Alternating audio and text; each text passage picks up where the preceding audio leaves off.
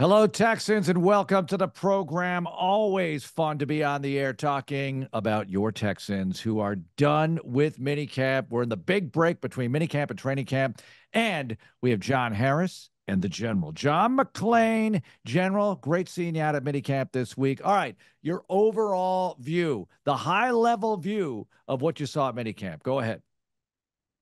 I can't wait to see the Texans offense be on the field. I wish the season started in Indianapolis tomorrow. I don't care about camp. I don't care about preseason games. I want to see this offense in a regular season because it can be prolific. It might even be number two behind the 49ers. And seeing the receivers, Diggs has done everything. Nico Collins is already underpaid, and Tank Dell looked really good.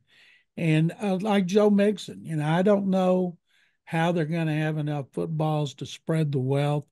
And the key, of course, is the offensive line. Laramie Tunsil, Titus Howard were not there. They're rehabbing. Blake Fisher got a lot of good time in. Uh, I'm eager to see him as well.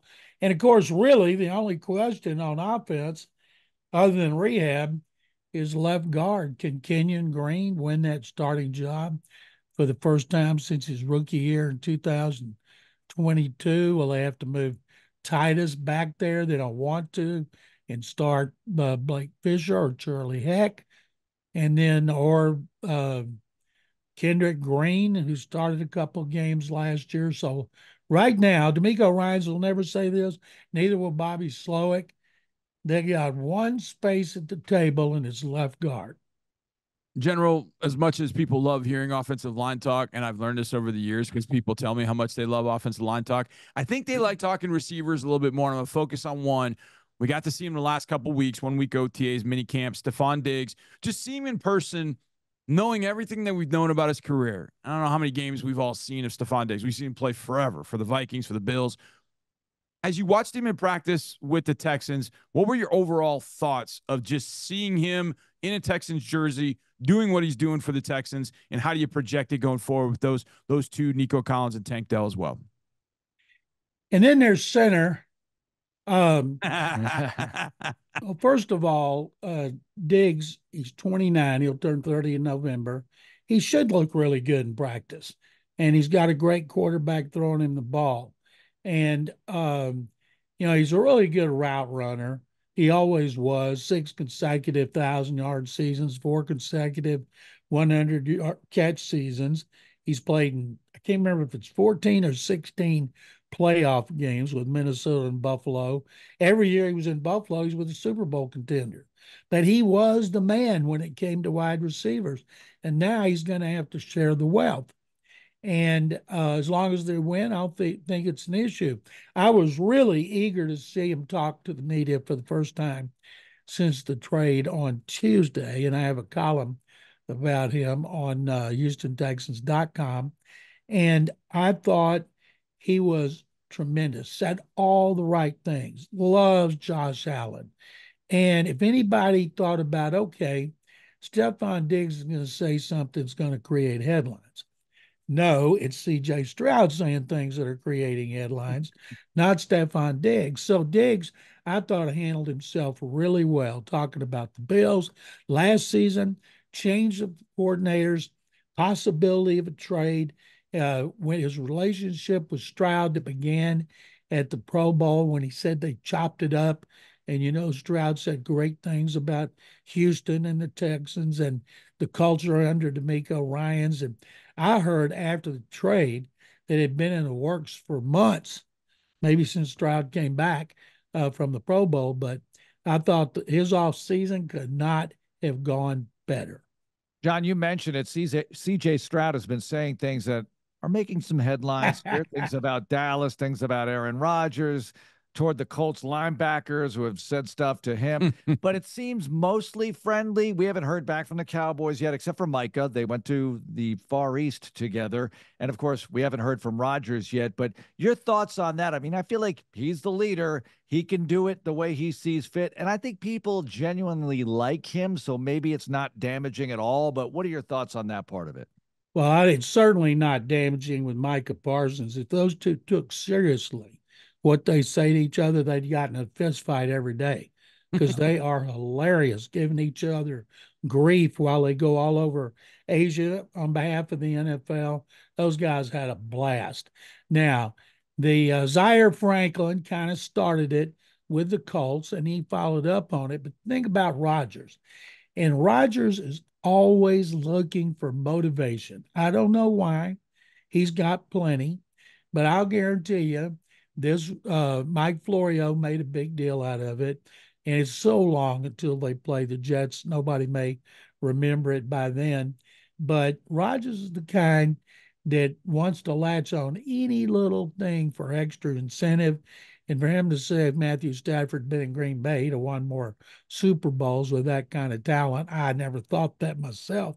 Don't even know how Stafford got into the conversation. And but I thought it was very interesting. I hope CJ talks like that with us when he comes back for training camp. Oh, I'm sure he will. I don't think there's any question about it. He definitely will. There's no question. General, if you were to do, let's call it the general superlatives from OTAs, and you had to give most impressive and a most impressive award during OTAs, obviously it's probably not going to an offensive defensive lineman because they didn't have pads. Was there a particular player that you went, that dude during OTAs and minicamp, holy cow, he was really, really good? Well, it's got to be John, somebody throwing the ball, catching the ball, and being covered. That's correct. But because nobody, they play patty cake. Yep. So the guy, there was nobody in a secondary. They're all veterans except Callum Bullock, the third round pick from USC, and Kamari Lassiter. Now, I would say Kamari Lassiter because he's a rookie. He ran a 4.65 at the combine, scared off a lot of teams, didn't scare off D'Amico Ryans. He wanted him. Nick Caserio took him 42nd overall. A lot of people scoffed at that because of his speed, but they got no issue with it. And I'm glad I could bring that up because that's my column on HoustonTexans.com on Friday about Lassiter. When his season starts, expect him to be starting at corner outside opposite Derek Stingley Jr. And they love Lassiter. And he's tough. He's as Matt Burke, defensive coordinator, pointed out, he's got length. At the combine, he was 5'11 and a half, so they list him at 6 foot. Texans list him at 180. He's 186. And so it's 6 foot, 186, and he'll add a little weight as he gets more weight training. And so I'm guessing the season, if he didn't lose it all in training camp, he'll weigh around 190, and he's a physical player. And he can play inside or outside. The coaches love that V word, versatility. And the most interesting quote I saw that Lassiter had was about his durability, his dependability, something like that. So I liked everything I've seen about him. Think he's going to be good if he can stay healthy. And as far as receivers, I couldn't pick somebody out there because they're all good. Tight ends, no. So I'm going with Kamari Lassiter. Boy, it's great that you brought up the 40 time. I totally forgot about that. And we've been watching him make plays in OTAs and minicamp, and it never dawned on me. It never came back to me about his 40 time. Totally irrelevant. He's making play. If you had to guess his 40 time, the way he's making plays, you'd say, yeah, he's a 4-4 guy because obviously he can keep up with anybody he's covering. So why the heck not? John, I want to take you outside the Texans here for a moment, then we'll get back into the Texans. But with Indianapolis, Anthony Richardson, shoulder issues, not full go, taking a little rest here and there, some soreness. How big a concern for the horseshoe, Anthony Richardson's shoulder? Did you guys see that tattoo he got? Took 7 hours. He had to be knocked out, and 4 tattoo specialists did it. Maybe it's got something to do with that. Thinking how much money he must have spent on that body art. They got to be really worried, even if it's just a small thing, because the fact is, since he's come to the NFL, number one pick, but he only started 13 games at Florida, and he was nothing special. But then he took off in the combine. He was Superman. They drafted him high. They installed him at quarterback. He looked good as a runner. But anything going on with him physically, when it's keeping him out, they're holding their breath, even though they won't admit it. General, let's stay in the AFC South. Happened to listen to Ty Dunn's podcast that he did with Mia O'Brien, who works at 1010XL in Jacksonville. It was a very interesting podcast because it was equal parts, hey, here are the reasons the Jaguars sort of flubbed the 2023 season, mixed with seemingly some excuses that came from sources and all that kind of stuff. It was odd. So I'm going to ask you just straight up. Jaguars in 2024, are we buying a resurgence? Is it going to be, they're kind of lying in wait? Is that team talented enough to be a big-time playoff team? Because the final words that Tyler Dunn spoke is, yeah, I wouldn't be surprised if the Jaguars are a team that makes a run for the conference championship. So I'm just going to ask you your thoughts about the Jaguars. Conference championship. Conference championship. Wow. I haven't seen anything that I've seen or read about the Jaguars that made me think they could do that. They were a huge disappointment last year. They still finished with a winning record. Trevor Lawrence has yet to take that next step to become a great quarterback. And he could anytime. Doug Peterson's been there long enough. They need to make their move. That's just like Indianapolis. And Tennessee has added so many players on its offense to try to find out if Will Levis can be the franchise quarterback under Brian Callahan, the new coach, and then Rand Carthon. He didn't draft him. That was Mike Vrabel. And so the division could be even tougher top to bottom than it was last season. But I just have not seen that with the Jaguars. General, the NFLPA idea of changing the offseason format and basically getting rid of OTAs and starting training camp earlier, no one seems to like it. Does anyone really like this idea? The coaches don't like it. A lot of the vets are saying this is not good for the rookies, and the vets can sit out OTAs if they want anyway, or take it lightly and have sort of a, hey, I'll work out and I'll be here and I'll watch kind of routine. And then training camp 2 weeks until the first preseason game. It's not much of a big deal at that point as long as you are in shape. So why change it at all? Where do you think it's all going? Collective bargaining, 18th game. The players don't want an 18th game. They know it's coming. So they're going to want something. Now, if you're a rookie, say Kamari Lassiter is off the whole off season. Now, if he wanted to come in here and work out on his own, he could. I think they ought to make it okay. Players don't have to be there to off season until June 1st when they start their off season program. But if they want to come, they should be allowed to. But guys like, say, Lassiter comes in with his 4.65 and a 40 at the combine, and he is in there maybe a week before the vets, and all of a sudden the vets come in, and it's going to be hard for a rookie. Rookies need all that time. They can learn in the classroom, and then they can take it out to the practice field for basically walkthroughs. I think it's something that's not going to happen. I think it's a bargaining chip that the union's going to want all it can get to give that 18th game. Now, the 18th game, they're going to make so much more money.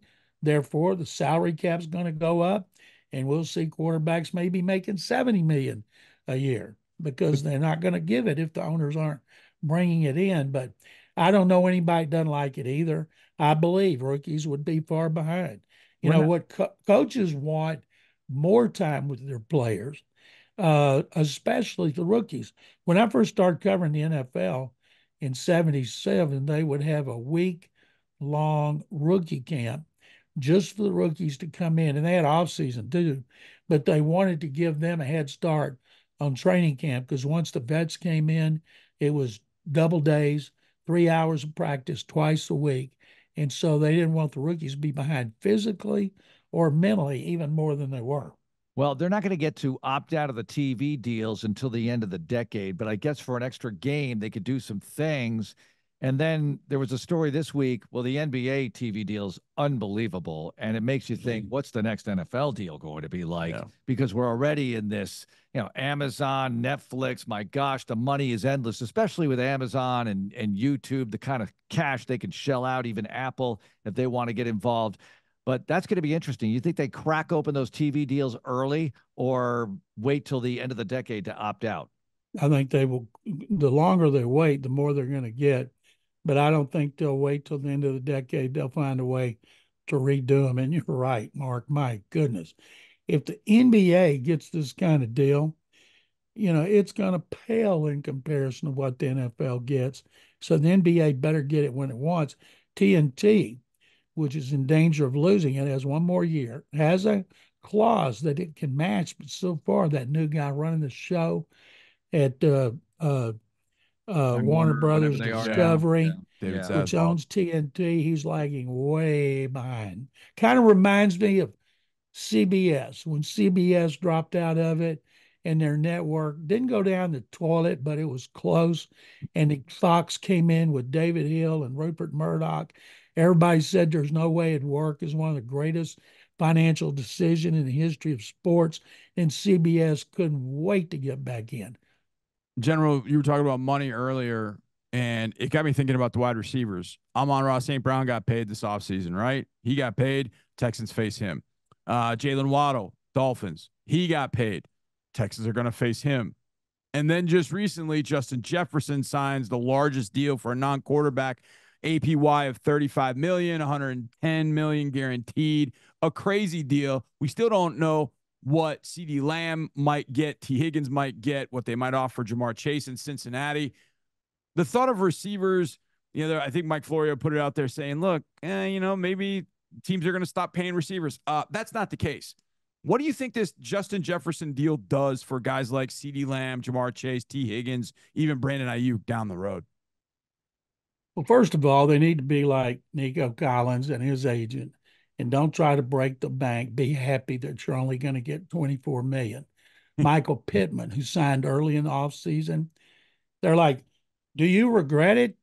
And he said, no, I did it with good intentions, and I can live very well on the money that I have. I think those kind of contracts are going to cause problems behind the scenes. Tyreek Hill wants to renegotiate, and he had 1,700 yards last year. Well, he's not going to be happy if he doesn't get to renegotiate. And I think he's got 2 years left on his contract, something like that. But I remember when running backs made more than quarterbacks. Cowboys got to decide what they're going to do on Dak Prescott first, even though he's got one more year left. Because why would you give CeeDee Lamb, say, $30 million a year if you're going to let Dak walk and you were going to go with another quarterback and not even knowing who it would be? I wonder which quarterback is going to break Watson's guaranteed money record, not the total dollars, but the guaranteed money going beyond $230 million. It could actually be CJ. He could be the next guy up to do it. Mm-hmm. That would mean Mulligetta would get both. Trevor Lawrence. No, it's not going to be Trevor Lawrence, Johnny. Tua Tagovailoa. No. A skinny Tua, by the way. Do you hear see what Tyreek said about him? What did he say? He joked that he was doing it Ozempic.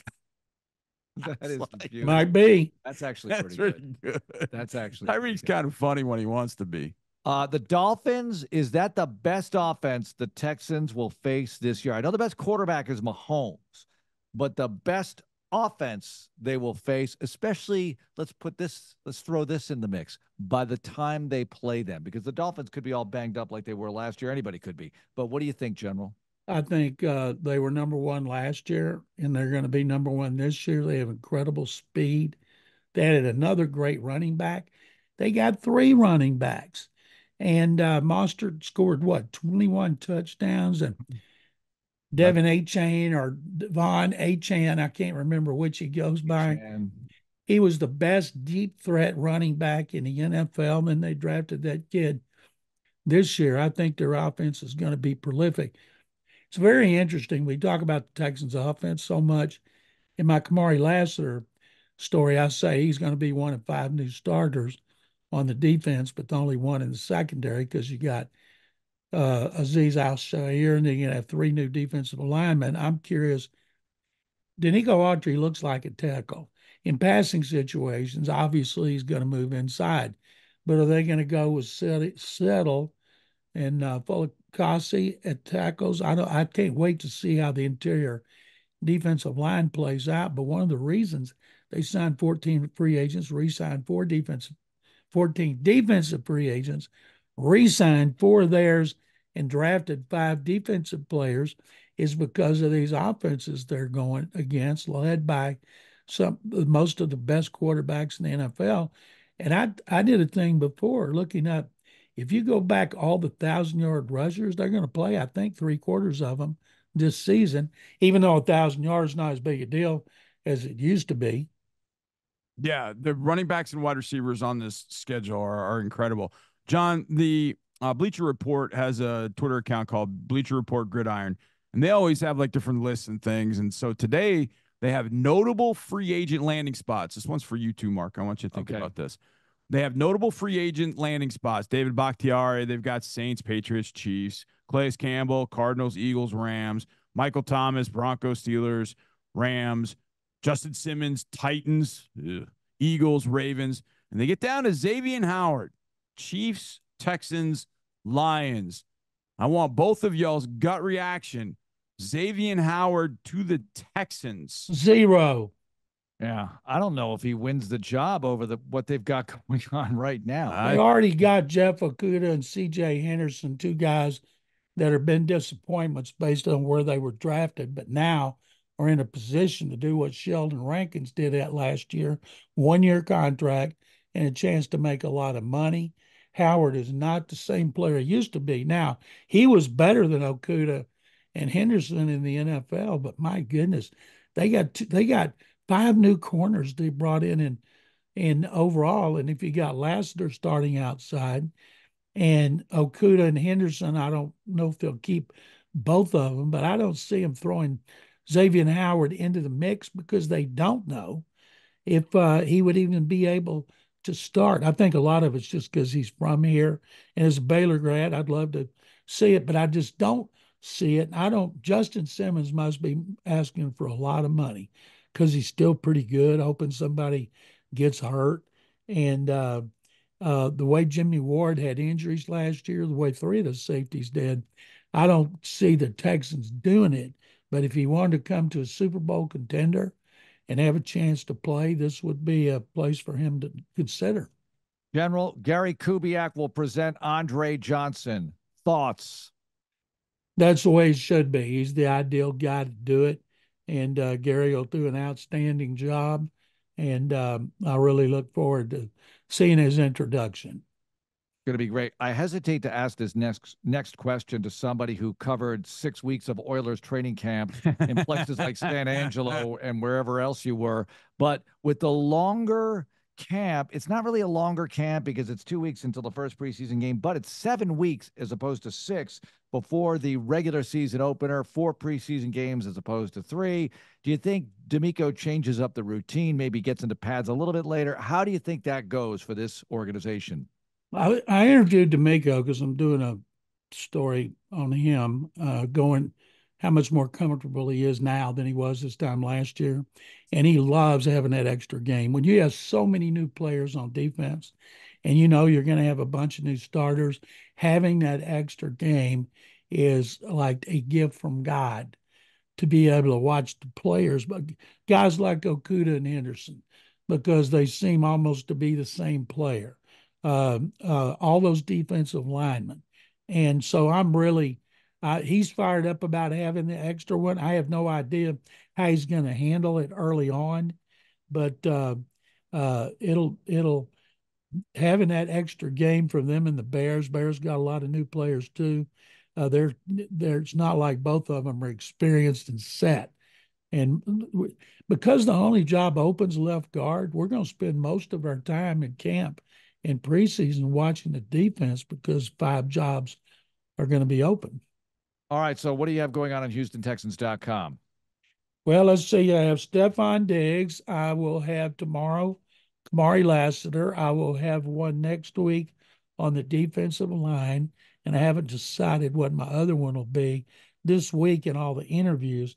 I'm sitting there thinking, okay, that'll be a good one for the time off because I'm going to try to do 2 a week. One's going to be about Bobby Slowett, get to know him because we won't be seeing him more than one more season.